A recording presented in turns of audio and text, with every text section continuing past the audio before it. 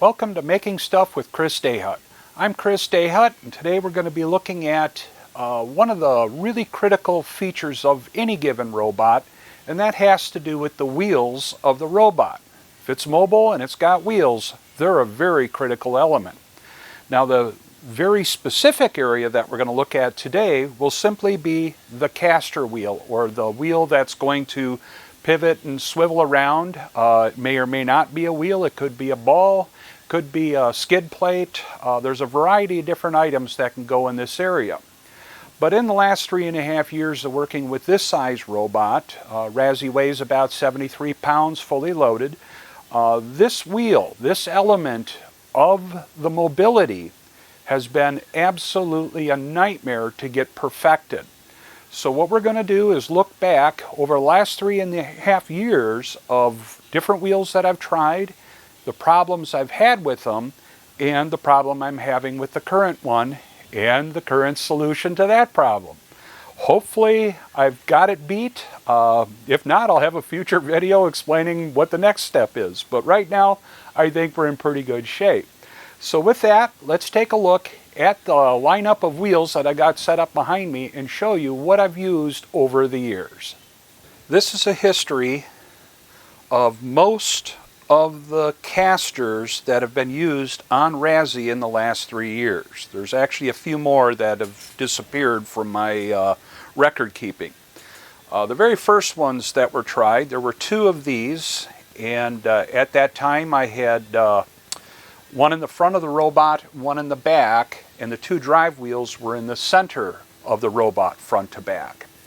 And while this seemed like a really good idea when I bought it, and it was bought at a discount store of some sort, it did swivel good this way, it rolled nice this way, but on hard surfaces it would get caught and it would actually skid instead of rotate, because it's hard plastic.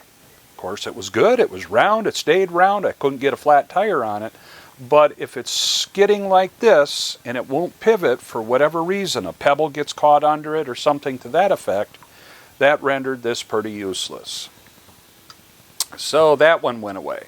And at that time I was testing mostly on a hard floor, not a carpeted floor. This one, basically similar concept of a caster. Got a rubberized wheel, so that would eliminate its ability to skid. But the problem with this one, this bearing in this area that allows the caster to pivot would get caught at times. It's a very crude stamped steel bearing, as you would call it, but it was just terrible for getting stuck in a certain angle while under load.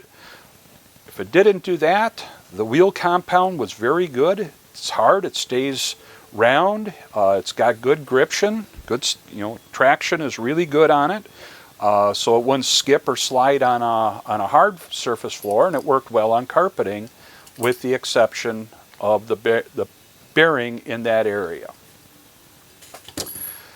Again, at this stage of the time with the robot's development, there would have been 2 of these, one at the front, one at the rear of the robot.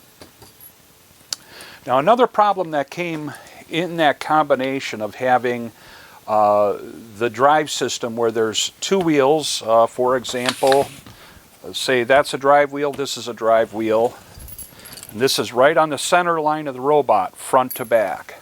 This one would be at the front and this would be at the back.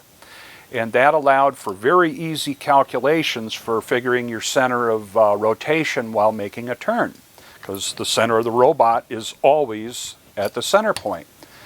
Well, in this configuration, there's another problem that comes up, and that is if you're going up a very small hill and this wheel comes up in the air. Well, if this wheel comes up in the air, that means your 2 drive wheels also came up in the air and you've lost traction.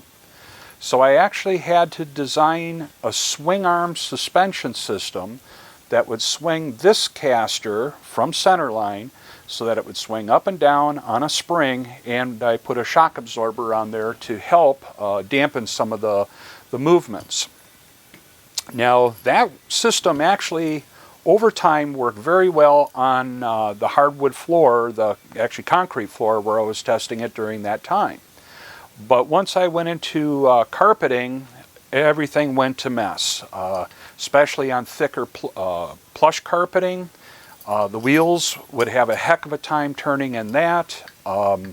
Again, with these bad casters with these types of bearings in them, they really get contaminated very easily, and all it takes is for a little bit of mess to get in there, little dirt, debris, whatever it is, and then this won't swivel freely.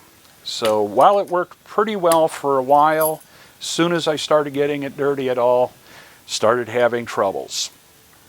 Well, I wanted to simplify the suspension system, get rid of the swing arm and everything else, and that's where I went to a configuration where I would have the robot more like a tricycle, as it is now. 2 wheels at the front, these would be your drive wheels, and then I would have a caster at the tail end, and it would just strictly follow along. And that's the current configuration.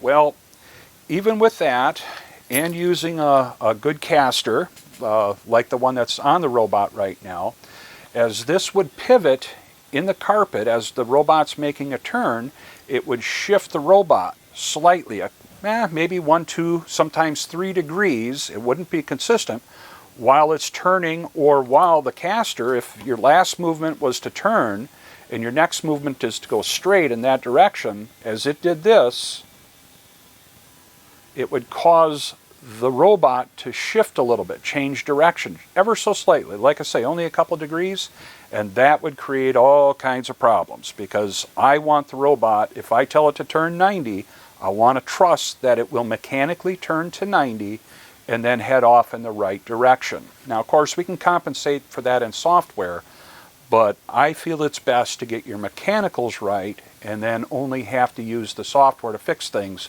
in a pinch. So I came up with this. This is a, I'll get this up by the camera. You'll probably recognize it if you've ever moved furniture. This is a furniture mover pad, a 3D printed holder for it, and then this would mount underneath the robot, and this would pivot to make accommodations in unevenness of the floor. Now again, this is back with a tricycle design with a wheel here, a wheel here. These are this way, of course, like that. And then this would be on the trailing side of the robot, and it just follows along. Because there is no pivot motion from the caster, this wouldn't influence at all how a directional change as we start from a new direction with motion in the robot. Well, this worked pretty good. It actually solved the problem, but the problem that came up because of it is it took a lot more power to pull this along, especially when the robot was fully loaded with all the batteries. It took a lot of power or energy to drag this along, especially on certain floors, like imagine a concrete floor. The friction on this gets very, very high when underweight. On carpet, hardwood floors, things of that nature, it was pretty good. The other problem is it would also scratch a nicely finished hardwood floor. So it would make very fine scratches in it, and it'd leave trails and was rather unsightly. Well, still sticking with that concept and belief that I didn't want a caster that would influence directional change while it was operating normally. Again, still continuing with the tricycle configuration, I picked up this wheel, and this is a giant version of what you'll see on a lot of little robots, the little guys that weigh a pound or 2 or even less than that. And it's a ball caster, would be the common name for it. And this particular one is made by Omnicaster. They're out of the United Kingdom. And it's very heavy duty. These are for industrial use. And it's got a ball that will spin, rotate in any direction. It actually, feeling it this way, it'd be very much like a trackball that you would have used on a video game. It almost feels identical to it. So I thought, well, this would be a great thing. I think I spent close to $100 getting it, or buying it and getting it shipped over from Europe. And then had a 3D print a mount for it, of course, and that was pretty easy. It was a little bit of work in Fusion 360 to do the design. Overnight it printed, and voila, I had my mount. But the problem with this system, it didn't maintain, we'll call it traction, on hardwood floors. If the ball started skipping for whatever reason, of course it would drag on the floor and that would create more friction. And for whatever reason it wouldn't overcome the friction in the bearings that this rolls on internally. They're just little flat roller bearings in there. It would just get stuck. This wouldn't rotate. Now it's dragging across the floor. So that became a big problem.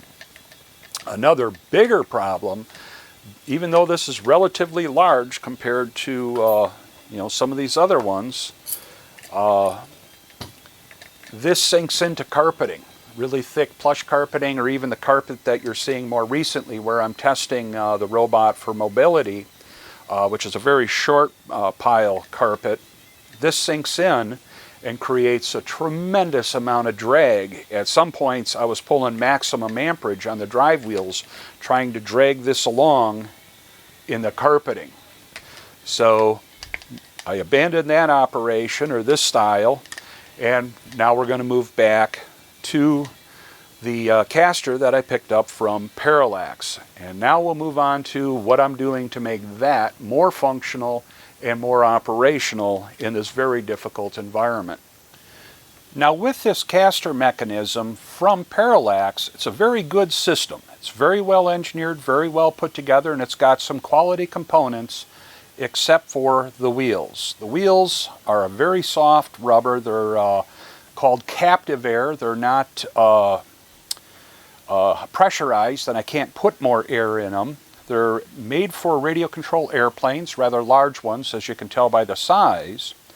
And that is the problem. They can go flat, or as they sit on the floor, they're actually flat. And if I load up the robot, I end up with a very flat wheel, and of course the robot will roll, but it's sucking up a lot of amperage to move the robot because of the higher rolling resistance with these flat tires. Now spin them this way, and you can see that they're not exactly round. And that's from it been sitting on the floor for a while now, and those are the flat spots they're really not permanently there. As it rolls around, those will loosen up. But I've got to get rid of that problem.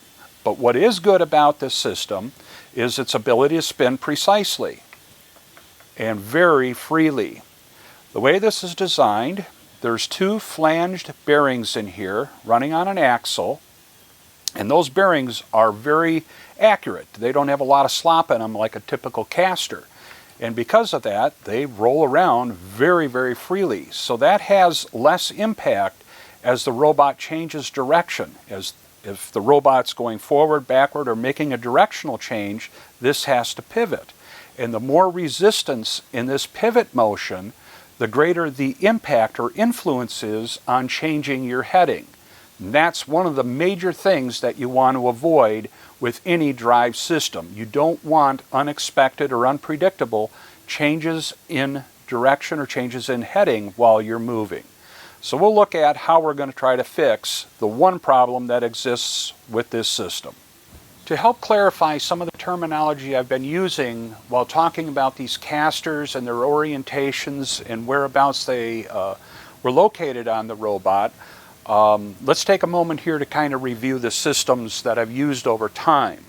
Now, the very first system that I had, and for most of the testing during the last 3 years, the drive wheels, which have all been approximately 5 to 6 inches in diameter, have been located centrally. So the axle center line would have been along the center line of the robot, this way. This is the front, and this is the back. With that, of course, any turning that you do with differential steering, the exact center of the robot always remains at the exact center of rotation. So it's a very good system, and it's very easy to program and deal with turns and all that. there are disadvantages. In that situation, the robot would need a caster, this type of wheel, at both the front and the rear. And as mentioned, if I've got a caster, let me grab another one here, at the front, if I've got a caster here and I've got a caster here, and these wheels are in the center and everything is rigid, if this goes up a ramp, because this would be the first thing while moving forward that would hit that ramp, it's going to lift up the front of the robot, removing contact with the floor of the two center wheels, and you just lost drive. It's a good system, but there is that problem. And then I had mentioned about a swing arm suspension. So I mounted the caster on a swing arm that would swing pivot from the center of the robot and allow this to go up and down on a spring. And then that would accommodate the various undulations in the floor going up or down a small or a shallow angled ramp.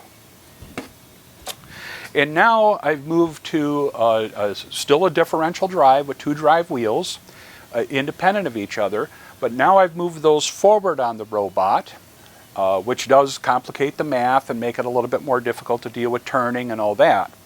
But now you can very easily accommodate a very stable platform, the triangle. And that works out a lot better for mechanically on the robot and dealing with it that way. The other thing that you'll notice is I've never went through the path of 4 drive wheels like a lot of robots. You can do that on small little light robots or perhaps even really big ones, but you need a lot of power to drive all 4 wheels, because as it turns, it's also not only got to drive, it's got to drag 2 of the wheels sideways as it's turning. So you end up using a lot more energy to get around a corner to turn. That's fine if you got a lot of power, but at 73 pounds, I really don't want to add in another 20 pounds of batteries so the thing will run for more than an hour. So that's where we ended up, back at the tricycle layout and with the caster at the back. Now, as I showed you, these are very soft tires. So I bought some more radio control airplane tires. And I'll show you how I modified these to be much stronger than these plastic ones that came from Parallax with this caster kit. So we'll go over to the workbench and show you how I modified those. Then we'll go back and put these wheels on the caster system. I picked up these set of wheels. They're aluminum mag wheel, bronze bushing in the center, soft rubber tire on it. Bought a pair of them. It was about $100 to get the pair. And what these are for are large-scale radio control aircraft. And I bought a mail order, so I really wasn't sure how firm they would be and if they would support the weight of the robot. And as my luck always has it, no. They're very soft, and you can't pump them up with air or anything like that. So this is what we're going to deal with.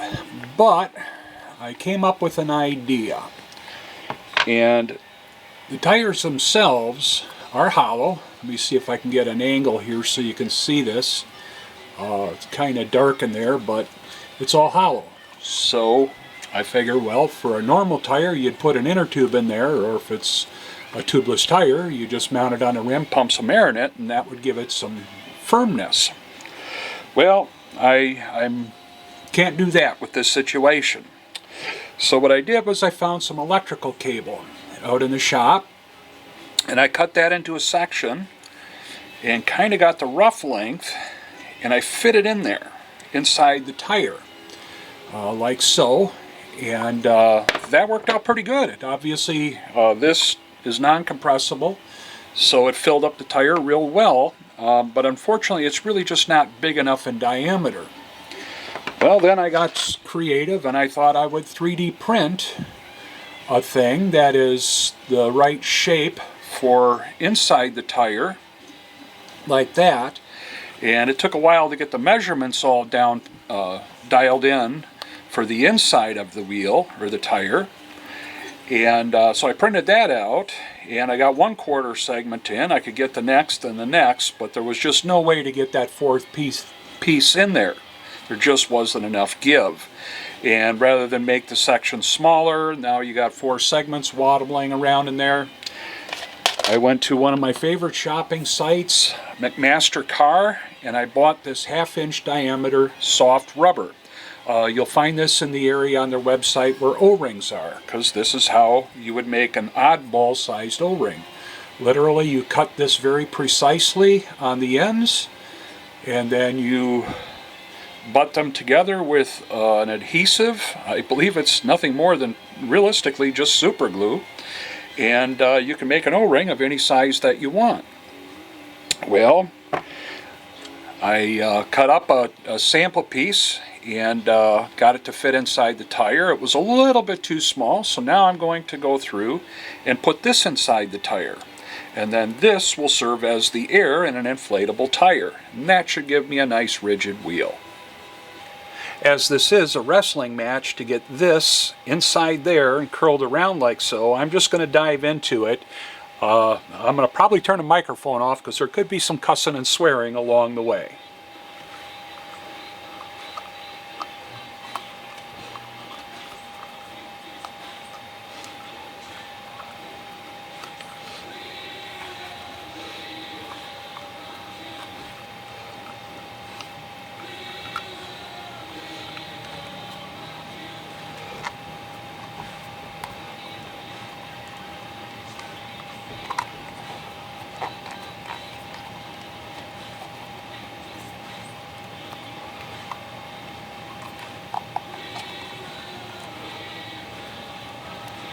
Making good progress so far, but this is the easy part, getting the first portion of it in there.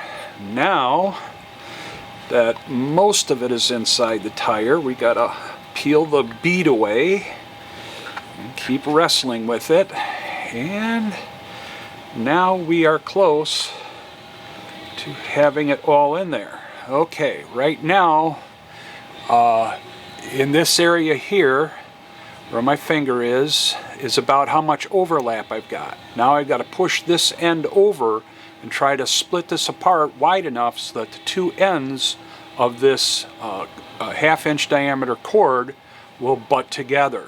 This is the wrestling match.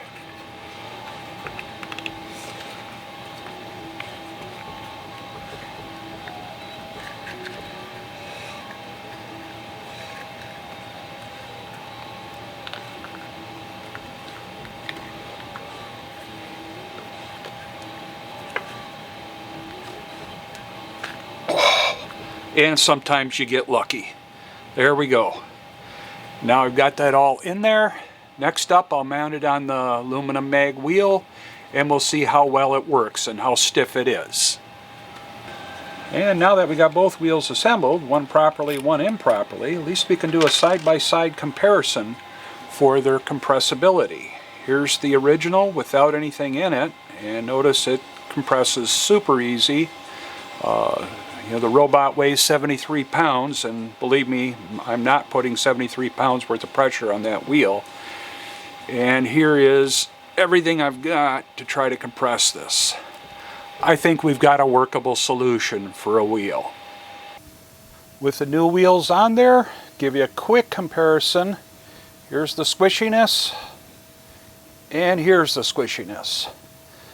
Got a plastic rim, aluminum mag wheel. How cool is that? Got squishy rubber, and we got a firm rubber. So we've got some good tires there. That should resolve the problem of this compressing and getting the flat spot that sticks around for a while. And hopefully we're done with the caster portion of the drivetrain. Well, I'm pretty sure that solved all the problems with the flat tires, so to speak, on those radio control airplane wheels, the cheaper ones. I'll put a link to where I got these from on the comments down below. I really appreciate you stopping in and watching in on this. I hope you gain some new knowledge or some insight into some of the things to watch out for when it comes to wheels and especially casters on a robot. Please subscribe if you haven't. If you liked what you saw, give me a big old thumbs up. I really appreciate that. and I look forward to seeing you in the next presentation on robotics or electronics. Thanks again for watching. I'm Chris DeHut for Making Stuff with Chris DeHut. See you again soon.